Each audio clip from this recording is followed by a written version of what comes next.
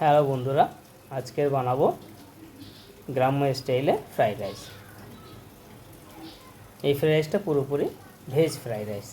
প্রথমে চালটা ধুয়ে নিয়ে একটা নির্দিষ্ট পরিমাণ জল দিতে হবে, এই জলেই রাইসটা তৈরি হবে।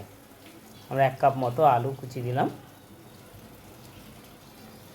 1 কাপ মতো গাজর, 1 কাপ মতো ভুট্টা দানা, 1 কাপ মতো আমরা দেব মটরশুঁটি, আর দেব রেড বেল পেপার। ওই সঙ্গে 2-3টে কারি পাতা ভেজে আমরা এতে দিয়ে দেবো, আর দেবো 1 চামচ সাদা তেল। সাদা তেল দিয়ে আমরা 1 চামচ মতো সয়া সস দেবো। এই সয়া সসটা পরিমাণ মতো দেবেন, বেশি দিলে কালো হয়ে যাবে। আর সঙ্গে নুনটা অ্যাড করতে ভুলবেন না। নুনটা ঠিকঠাক দিলে দেখুন, ঢাকা দেওয়ার পরে, ঢাকনা খোলার পরে এমন সুন্দর ভেজ ফ্রাইড রাইস তৈরি হয়ে গেছে।